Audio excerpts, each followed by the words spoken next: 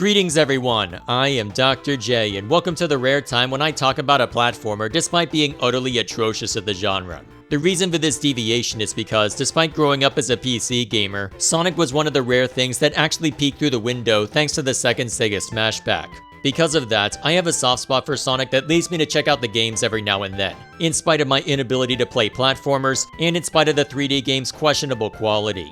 Recently, there's been a lot going on with the franchise, between the second movie doing surprisingly well at the box office, a new animated series, a new 3D title that doesn't seem to have much hype behind it, and the subject of this video, Sonic Origins, which aims to take the first 4 games and bundle them into a neat little package. One wonders why such a thing would be needed considering the 4 games have been available on their own for a while, but the gimmick here is that it's available for PC and every major console, while also adding new animated scenes, more character options, as well as an anniversary setting that adds widescreen and wait, infinite lives? I might be terrible, but what kind of filthy game journalist do you think I am? Why do you want me to say that name? Just for fun? Son of a bitch. I'm amazing at platformers. Point taken. The natural question to arise is whether the collection is worth picking up or not, and who it would be worth picking up for, especially when the classic games are already available on some platforms. And before we get too far, that's part of the problem, as even before the collection was released, there was a lot of controversy surrounding it. As a result, even if the games are worth looking back on, there is reason to avoid picking it up based on all of the nonsense surrounding it. As such, we'll be starting this video by giving a quick rundown/review of each game, for the 5 of you who don't know what you're getting into. Then we'll look at what was added with the anniversary content, which is what a veteran would theoretically be paying for. Finally, we'll end it off with all of the controversy this collection got itself into, which will serve as caveat emptor for anyone looking to buy it. If only part of that sounds interesting to you, there are timestamps in the description for each section.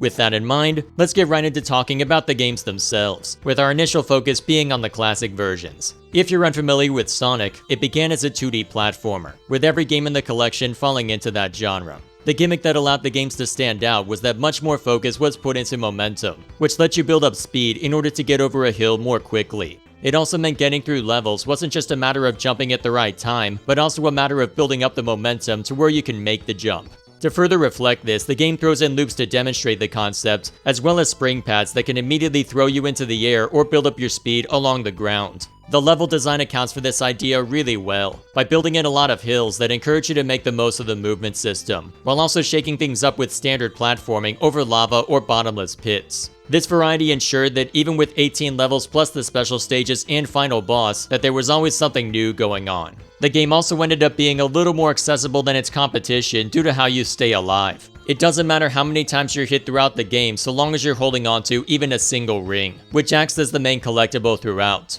This then meant that dying outright was less common, with exceptions like drowning, getting crushed, or falling into a bottomless pit being just that, exceptions. It also means that even in cases where the game does something really scummy like placing a spring that throws you backwards into a lava pit, it's a mistake that will have you cursing out whoever designed that particular trap, but at the very least, it's a recoverable mistake. However, there are a few reasons you'll want to hang on to more rings than just the bare minimum. The levels are broken up into 6 zones, with each one having 3 acts, with the 3rd act featuring a boss fight. If you have 50 rings by the end of the 1st and 2nd acts, you get access to a special stage, with the game tasking you to navigate a rotating maze in order to collect one of the 6 Chaos Emeralds. And before you ask, the first game only has 6, as opposed to the 7 that would be standard for the rest of the franchise. They also don't do anything this time, besides make the completionist in you seethe with impotent rage as Dr. Robotnik taunts you over your lack of skill after the credits roll. To further encourage you to avoid taking hits, the game also rewards you with extra lives when you earn 100 rings. Since future games allowed you to also earn extra lives through 50,000 points, this ends up being the stingiest of the games with respect to extra lives, though you can earn continues pretty easily through the special stages, which effectively act as 3 extra lives once you run out, albeit while resetting your score and sending you back to the start of a level.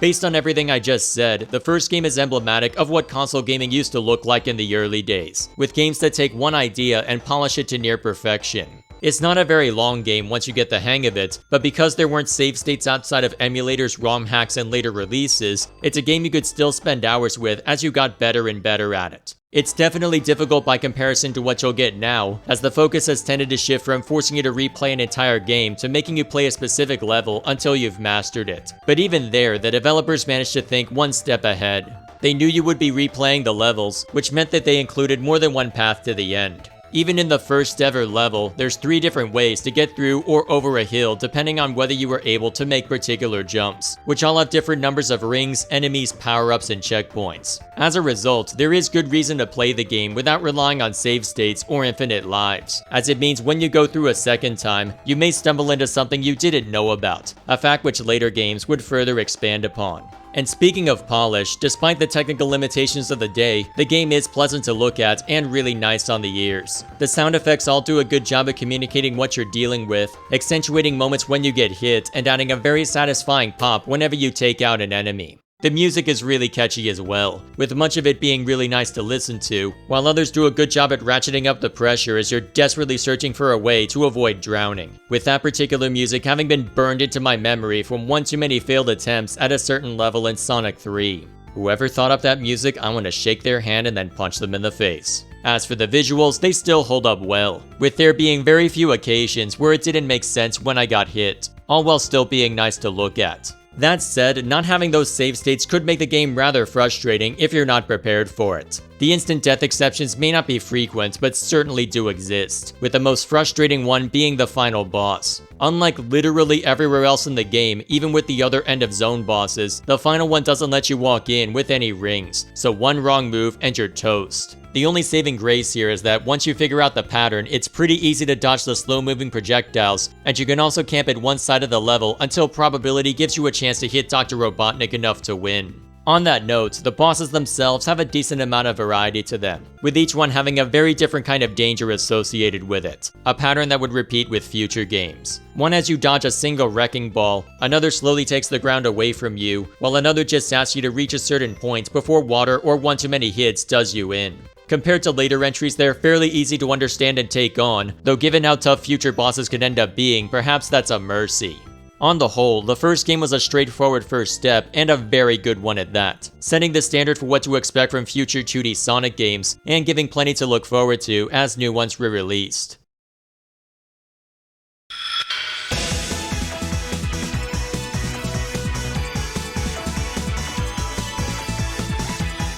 Sonic CD would prove to be the red-headed stepchild of the 2D Sonic games, releasing for the Sega CD in between Sonic 2 and 3.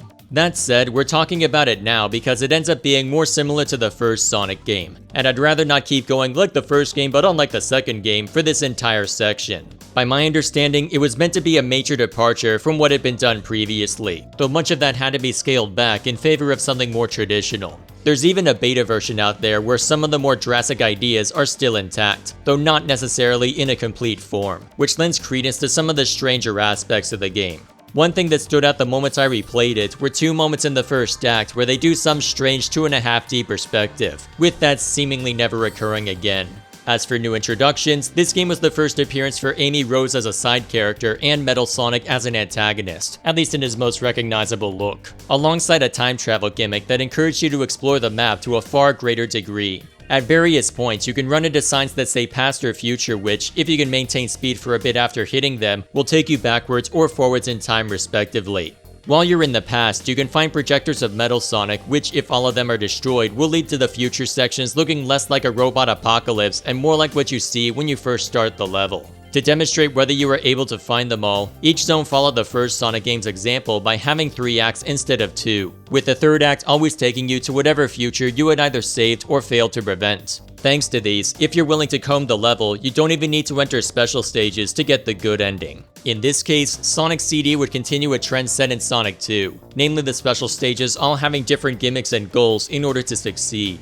This time around, you're running through a 3D space trying to hit balloons in what is objectively the worst special stage gimmick in this collection. Seriously, these things are so finicky that I would sooner go back to Sonic 2's 5th special stage than deal with this, and as we'll discuss, that thing was obnoxious. Still, if you're able to complete all 7 and get the time stones, which act as this game's MacGuffins, you can get the good ending that way as per usual, but having more than one way to complete it is certainly appreciated. What caught me off guard with this game wasn't just the time travel gimmick, which further encouraged repeat playthroughs, but also how varied the bosses were. They weren't especially hard, as I was able to complete the game without finding all the time stones on my first try, but there were a lot of creative ideas. One time during the water level, Robotnik surrounded himself in bubbles, which means you have to get rid of enough without getting struck as you're knocked out of ball form. Another one has you racing Metal Sonic to a finish line while Robotnik is right behind you, with Robotnik acting as a hard limit that you can't let past you if you value your life. Still another had your focus turn entirely on just not getting hit while Robotnik eventually overworks his machines. As I was playing this, I found myself consistently going, wow, that's a really cool idea, or huh, I wasn't expecting that.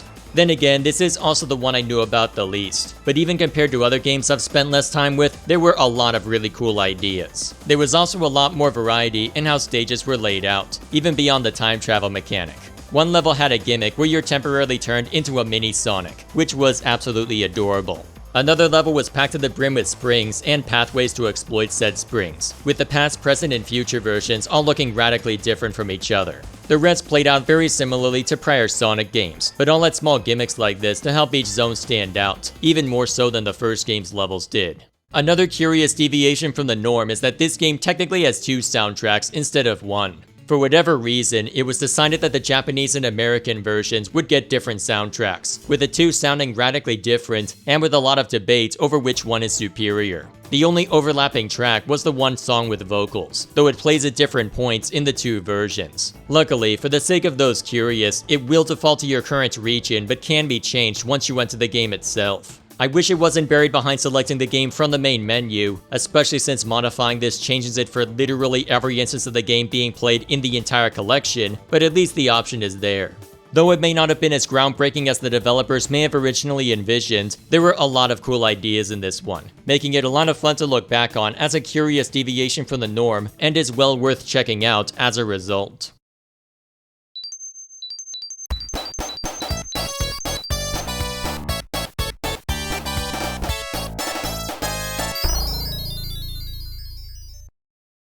Sonic 2 may not have been as much of a deviation as Sonic CD, but still had plenty of neat additions, with the most obvious one being Tails, though his inclusion would be a double-edged sword. On one hand, having him follow along meant that you had a helper who could collect rings and damage enemies, which does make things easier, especially against bosses. However, as this game and future games would demonstrate, having him there could also throw things out of whack, as now there's another element that's out of your control that doesn't always help you. You could attack a boss without realizing that Tails had already struck it, only to phase through the enemy and fall to your death, which can be frustrating since it means you died to something that wasn't entirely in your control. Beyond that, there's also one major change made to the core gameplay, namely the ability to spin dash, where you stand in place to rev up speed, a change that would make its way into Sonic CD as well. This one change has a substantial effect on how the game plays, as momentum is now built up more slowly by just running normally, which adds a bit of risk and reward to your movement. Do you build it up immediately and risk running headlong into something dangerous? Or do you play it safer but possibly have problems getting over hills and through loops? With its introduction though, the levels were designed to include more runways, with any outright platforming challenge tending to be a little easier as well. As another positive change, the enemy variety is also much greater. Whereas before you saw the same or similar enemies repeated in certain zones, now there are very few if any repeated enemies. This then helps each zone to stand out even more beyond just the layout and appearance, as now the enemies are more thematically appropriate while also shaking up the gameplay at the same time. With this being a second game, however, it also ends up being substantially harder. There isn't an explicit water level this time, but when you do have to contend with water, there are much fewer opportunities to breathe, with Sonic 1's Labyrinth Zone being practically littered with them. About the only time I was in any real danger of drowning in Labyrinth Zone was from the boss fight, and even then, that challenge was the boss fight, hence why most of my deaths in that game happened there. Along with this, the boss fights are a lot trickier, with this being especially prominent towards the end. In the first game, the bosses have fairly simple attack patterns to where getting hit doesn't happen very often, and not having any rings for the final boss isn't a huge detriment. However, the final boss of this game is a 2-phase affair where you still have no rings, which meant the way I got through this part before Origins was by abusing save states on the Mega Drive and Genesis Classics version. As for the special stages, they end up doing a fair amount different with this one, not just for the stage itself, but also how you reach them. This time, the unlock condition is changed to holding 50 rings when you hit a checkpoint, at which point you run along a half-pipe collecting rings. Gather enough by the time you reach 3 specific intervals, and you earn a Chaos Emerald. To my surprise, this ended up being a much harder special stage for me than the first game, as while the first game was using the same momentum mechanics I had previously seen in one of Sonic 3's bonus stages, Sonic 2's half-pipes were an entirely different beast. It was like trying to learn an entirely different game, a game that proved to be brutally punishing on the 5th Chaos Emerald especially. And that's before mentioning that it wasn't until Sonic 3 that your rings were preserved when you exit a special stage. So you go through all the effort of trying to earn a Chaos Emerald, only to re-enter the main game with 0 rings and the resulting stress that arises from that. It's also worth mentioning that there's usually only 2 acts per zone instead of 3 now, though the levels seem to be a bit bigger and there's an extra zone or 2 to compensate, to where it took me about the same time to do a full run in both the first and second games. That being said, my experience of that could just be from needing to make many attempts to defeat the final boss, so it might just be a matter of perspective. Nevertheless, if you earn all 7 Chaos Emeralds, you're able to go Supersonic, which makes you invincible and increases your jump height and speed, which becomes available once you get 50 rings. Having that makes it much easier to build up momentum and to blaze through a stage, but since you can still die from getting crushed, drowning, or falling into a bottomless pit, sometimes getting Supersonic is a double-edged sword. Because of that, it might be advisable to avoid getting 50 rings once you have all 7 emeralds, as then you don't have to suddenly play in an entirely different manner. Though, if you're playing the Origins version, Supersonic now has its own button, so technically that's not in play anymore. Regardless of what was added or changed in hindsight, Sonic 2 would prove to be a welcome addition to the franchise, as it kept the solid level design, added more challenge than before with new enemies and more difficult boss fights, and set a pattern for the special stages to continue being unique from game to game. All in all, a solid entry, even if the greater difficulty is maddening for people like me who are bad at platformers.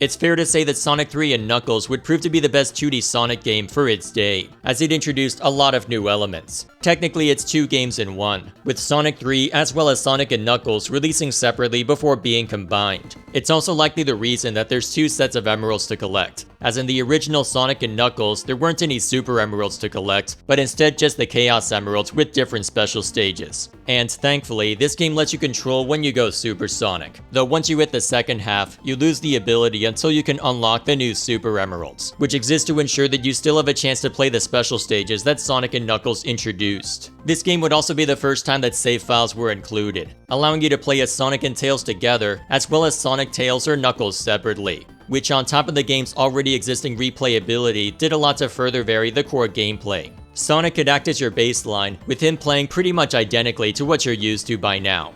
Tails has the ability to fly, which might have initially been a gimmick to ensure he could rejoin Sonic in the second game, but now allows you a unique way to traverse levels. Knuckles gets the ability to glide, climb on walls, and break down barriers that Sonic and Tails would need special conditions to break, which aren't always available. To keep Sonic relevant, considering the other 2 can also jump and attack the same way, he gets to leverage new power-ups for movement as well as utility. These power-ups take a shield that already existed, which allows you to shrug off a single hit, and gives you an extra ability on top of it. The lightning shield attracts rings like a magnet and prevents electric damage from hurting you. The flame shield makes you immune to fire damage, and the bubble shield lets you breathe underwater indefinitely. On Sonic, however, he's also able to use them for movement, as when you hit the jump button in the air, he can bounce with the bubble shield, move in the direction of your left analog with the flame shield, or double jump with a lightning shield. This ensures that playing as Sonic isn't just a matter of playing a discount Tails, as it can still leverage special abilities for the sake of movement.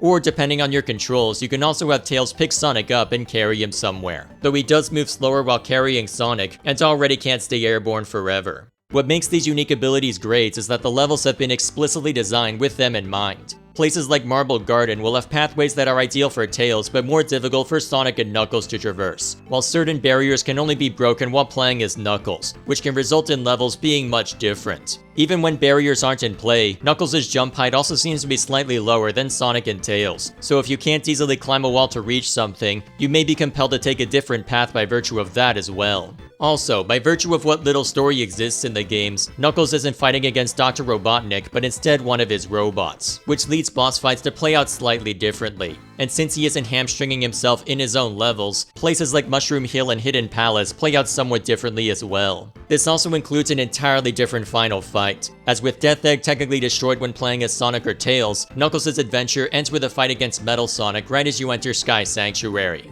This is something that will likely come up as we discuss the Anniversary Editions, but having the level design reflect the different movement controls is a large part of what makes the game worth replaying as each character. Making Tails or Knuckles playable in the prior games might be a neat inclusion, but since those levels weren't designed with flight or wall crawling in mind, the different movement will be more of a gimmick than an integral part of playing that character. Nevertheless, for the sake of this game, the greater variety wouldn't just come from different characters, but also all of the other additions to the game. To start, the special stages no longer require you to hit a checkpoint with enough rings, with the entrances to them instead needing to be actively searched for. Despite that, however, there are still new bonus stages that can be accessed from hitting a checkpoint with a certain number of rings. One of them is a gumball machine that lets you get power-ups and maybe even earn extra lives. Another is called the Glowing Sphere stage, which is another opportunity to get both rings and power-ups as you navigate a small maze of bumpers. Finally, there's also a slot machine similar to what was introduced in Sonic 2's Casino Night Zone, in an arena that plays similarly to the special stage in the first Sonic game. This bonus stage is all about collecting rings, though with it being a slot machine, there's a chance of losing your rings or pulling none at all. As for the special stages, they place you on a grid laid over a sphere, and task you to turn every blue orb into a red orb by running through them. If there's a group of orbs, turning the bordering orbs red will cause every orb to disappear, leaving rings behind. Collecting 50 of these rings nets you a continue, and collecting all of them gives you enough points for an extra life. Given how prevalent extra lives are from the bonus stages, going for perfect on these wasn't a priority for me, but it's another way to help you get through what is the longest Sonic game in this collection. Either way, if you remove or turn every blue orb into a red orb, you get a Chaos Emerald from the Sonic 3 stages, and a Super Emerald from the Sonic and Knuckles stages. Perhaps it's just due to familiarity, but I found these to be fairly easy, as while the game mode slowly speeds up, the fact that it will respond to directional presses you input before you reach a corner means you don't have to be as precise when you change directions. It's a little harder to time jumps, as sometimes you may need to jump over more than one red orb to proceed, but it's manageable once you get a sense for the timing. With all of these unique elements, there is one major drawback depending on your perspective. As a result of the glut of special stages and bonus stages, it is very easy to stock up a ridiculous number of lives and continues, to where by the time you get to the final boss, you're not really in danger, and can afford to try the final battles over and over without issue. To some extent it's a good thing, as it means there's less frustration than there was for the Sonic 2 final bosses, but the fact that you also have save slots built in by default, and can go back to prior stages to grind out special stages, it's very easy to get a good ending from collecting all the Chaos Emeralds, and manageable to get all of the Super Emeralds for another unique end screen. Hence why even someone like me, who wasn't at all experienced with platformers as a kid, was still able to get through it without issue. Still, if you prefer to run through it the traditional way without a save state, you can still do so if you wish, which is a good compromise for anyone masochistic enough to pine for the good old days. Given how much was added with this game, and with it being a longer game than the other three in the collection, it's hard not to call this the best of the bunch, even putting aside my own bias towards it. The bonus stages and special stages do a good job at giving some much needed variety, the bosses continue to be unique, and the level design continues to adapt and improve as new mechanics are introduced. If ever there was a game that should be used to introduce newcomers to Sonic, this would be it.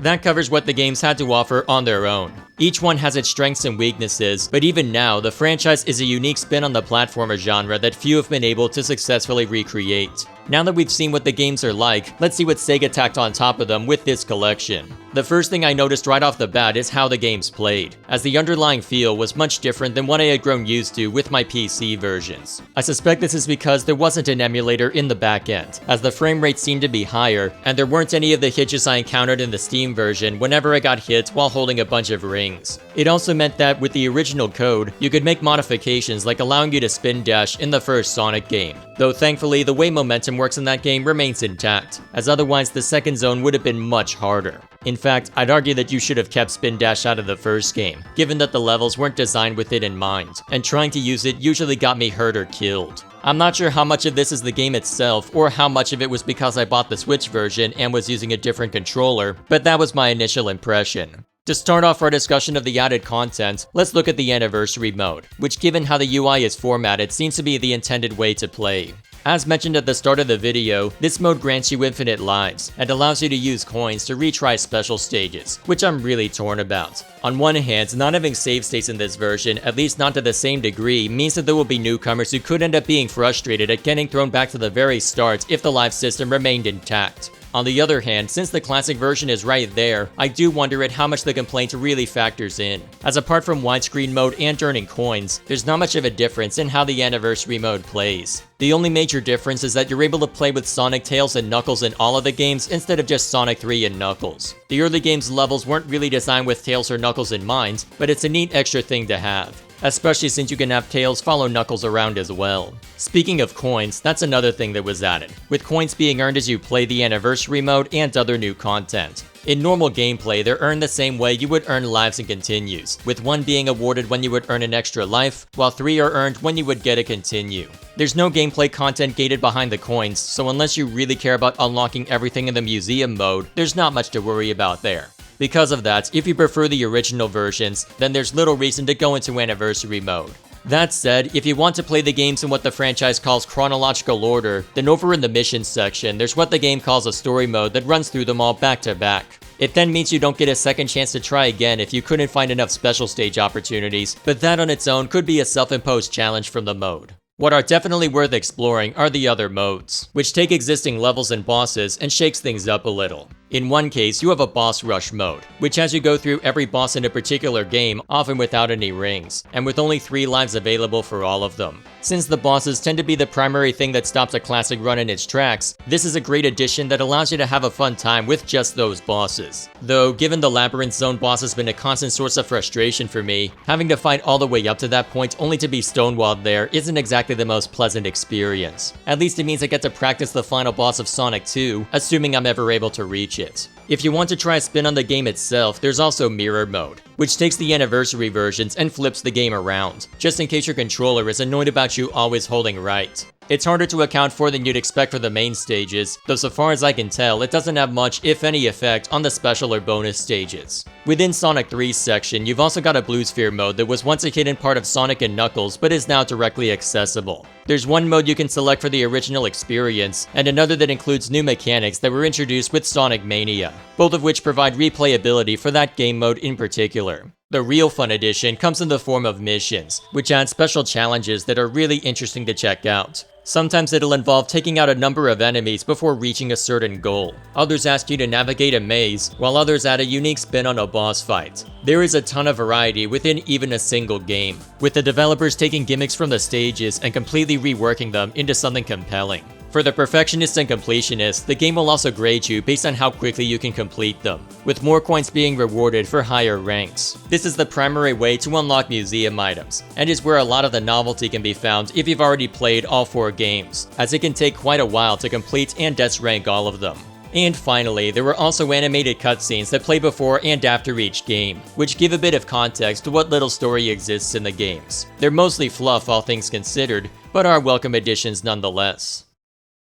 So now that we've spent all this time going over what there is to explore, you'd think that this would be an absolute slam dunk for Sega. If you haven't played the games before, or at least haven't played them in a while, then coming back to them in this form should be a lot of fun. If you've played them recently, it might not be as exciting, as there isn't that much outright new content, but for a newcomer, this should be a worthwhile collection. And yet, leading up to this game's release, it would seem that Sega was eager to snatch defeat from the jaws of victory. The reason we are ending with these problems is that regardless of how good or bad the collection is, the games industry is sadly a place where we have to worry about how the product is sold to us, as well as how good the product actually is. Which leads us to the first major problem: the fact that the individual games were delisted from the overwhelming majority of online storefronts. The only exceptions that I know of are on the Nintendo Switch, with the second game being available via the Nintendo Online Expansion Pass, and the first 2 being available through Sega Ages. Everything else was scrubbed from online stores, to where unless you already own them, you can't download them without going through this collection.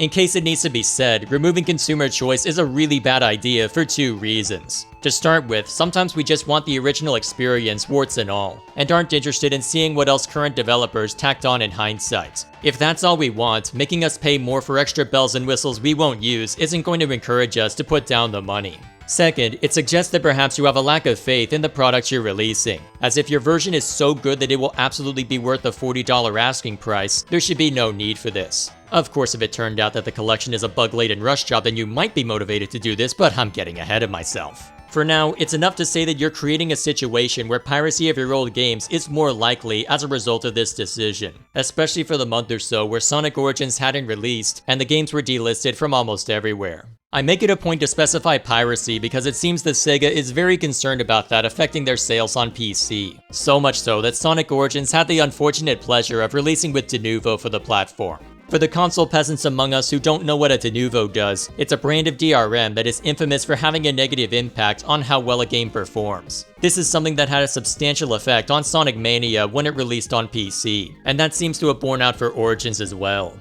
I will grant you that the emulator the Sega Mega Drive and Genesis Classics version used had some hitches as well, as when I got hit with a lot of rings, there would be times when the emulation speed would slow down considerably, which I don't recall happening with the Sonic and Knuckles collection, even on much older hardware. Having a better optimized version for PC could be a nice reason to buy the collection, but adding Denuvo will mean that any games that were theoretically possible will be scattered to the wind. And just when you think that things can't get any worse, don't worry, because Sega decided to take a look at how poorly games were received when there was a complex pre-order chart, and said that they wanted to dip into that themselves. If you pre-ordered the game, you didn't have to worry about actually playing the game to unlock mirror mode, which is a really weird thing to include as a way to entice a veteran to buy it before the reviews are out. As for the game itself, you might technically get everything with $40, at least in America land, but only after spending $5 extra do you get more collectibles and extra missions. Honestly, I have no idea how to respond to that part. The fact that it's only $5 extra as part of the premium deluxe version and $8 separately isn't the most nickel and diming I've ever seen, but at the same time, why make a distinction on something that's marketed as being a comprehensive collection when both of the DLC packs were available on release day? I don't believe for a second that this is a matter of consumer choice, as that would be a ridiculously hypocritical argument following the original games being delisted from pretty much everywhere. Thanks to that, I have no idea why you couldn't just set the price at $45 and just give everyone everything, especially since stuff like this could end up being confusing for the end user when your added missions don't even add 20% more content to the section. Even if you put that problem aside, there's also issues with the base content that I've held off on discussing before now. To start with, you know how the collection was advertised around letting you run around with Knuckles and Tails through all of the games, even the ones they didn't originally appear in? Well, apparently trying to fit Knuckles into CD was just too difficult for whatever differences exist between that game and the other 3, so he's not playable there. There are undoubtedly plenty of differences with how CD was coded, given that it was designed for very different hardware, but the end user isn't going to care about that answer. If something like that is missing, it's going to get noticed and people are going to complain about it. They also do a terrible job of distinguishing between the classic and anniversary modes. Within Sonic 2, you can make an argument for an added hidden zone still being present, as it's a hidden zone that you have to go out of your way to find, or maybe just accidentally fall into what was otherwise an inescapable spike pit. However, the special stages were updated to actually include 3D effects and to add smoother controls, which are appreciated for that mode, but in my opinion, the classic version should have stayed the classic version. Also, all of the anniversary changes to movement controls and ring animations are present in the classic versions, making me wonder if all they did was reconfigure the game in a new engine and then cordon off which one would have widescreen mode and infinite lives. Spin dashing was not present in Sonic 1, the levels weren't designed with it in mind, and it should not be possible in the classic version. Using Tails to fly Sonic around wasn't possible in Sonic 2, the levels weren't designed with it in mind, and it shouldn't be possible in the classic version. If you're labeling it as the classic version, make it the damn classic version, limitations and all. Also, for those of you who remember Sonic 3 really well, you might notice something that's conspicuous by its absence, specifically some of the music. This is something that caught me by surprise when I first heard it, as the version of Sonic 3 and Knuckles I got on the Sonic and Knuckles collection had different music for Carnival Night, Ice Cap, and Launch Base. As it turns out, the tracks that I remember hearing from there were modified and used for Sonic Origins, instead of what was on the original release. What makes this even stranger is that the ones I heard are technically the originals, as while they weren't part of the initial project, product, they were pre-existing prototypes before the more widely recognized ones were put in. The reason for this is supposedly because Michael Jackson had a hand in making those tracks, though whether that was the case and to what extent has been the subject of debate for quite some time. Regardless, either because Sega doesn't want to court controversy by including something that only die-hard fans would likely even know about, or because they don't want to fight what would undoubtedly be an obnoxious scuffle over the rights for it, the original music isn't there in what's supposed to be a complete collection. When you take a step back, this is a really curious situation. On one hand, what's in there now are the originals for me because of how I first played the game, and there's an intriguing story behind the tracks that their inclusion here could spark. On the other hand, I recognize that this isn't the case for the majority of people, and even if the rights holder is being a stingy bastard, I think it would have been worth fighting for given how much people love those tracks. After all, if this is supposed to be a comprehensive collection, you'd think that it would be included, with the original prototypes included as something extra that could be toggled like the differences in the Japanese and English soundtracks for CD. Oh, and in the unlikely event that this is because of the controversy surrounding Michael Jackson's name, you don't get to rewrite history just because it's inconvenient for you, and you won't earn any favors by trying to do so. Now that I think of it, why aren't Sonic 3 and Sonic & Knuckles playable separately here? There aren't that many differences, but the two games had different music for things like the extra life stinger and invincibility music, and it would be nice to show the little differences between the various versions. So thus far, we have something new that was advertised as being there that simply isn't, a mishandling of the original versions, and a complicated case regarding 3 music tracks. But at least the games themselves play just fine, right? Well, assuming you ignore the mountain of bugs that have been reported and showcased literally everywhere, you'd like to think so, wouldn't you?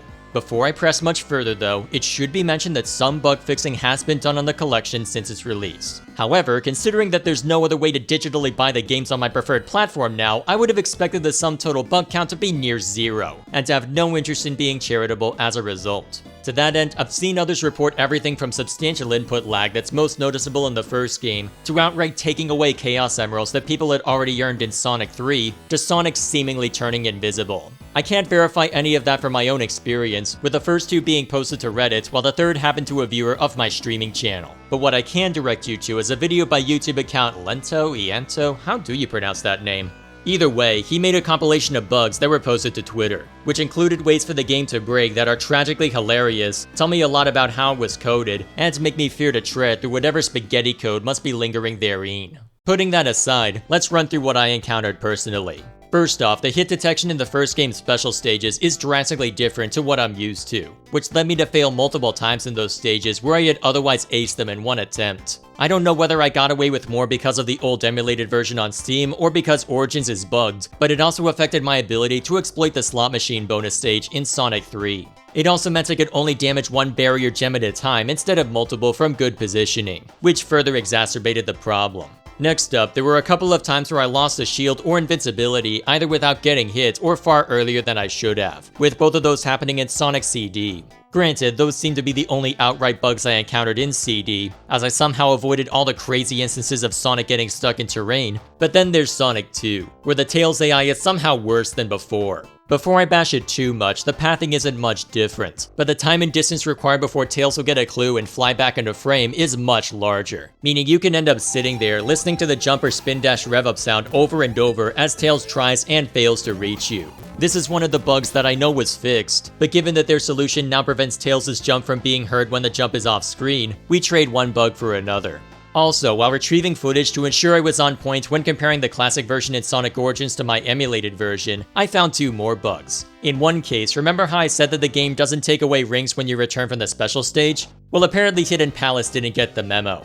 Also, there was a point where I was about to get crushed by a box, but when Tails got crushed by the box first, the hazard disappeared and I could go on about my business. Even as I'm gathering footage for other problems, I'm dredging up new ones, which is also why most of the footage I used in the first half of the video was drawn from the emulated version. On that note, in the interest of being fair, the bug that showed up at the start of the video was from the emulated version, and I don't know if it's still present in Origins. And then there's the mountain of issues with Sonic 3 and Knuckles. I had a 4-hour stream getting through this game where every so often I would interrupt the flow of the conversation just to type out the next bit of bullshit we encountered. So let's go down the list. First off, something I encountered off stream was the result of dying when the timer ran out, which is supposed to reset the clock, and didn't. This might only affect the score bonus at the end, but come on guys, how are you incapable of doing something as simple as resetting a timer when even the first Sonic game managed that? Getting to what happened on stream, the glowing sphere stage had what felt like a 1 in 3 chance of respawning power-up orbs, giving me more opportunities to collect shields, rings, and extra lives than I should have been given.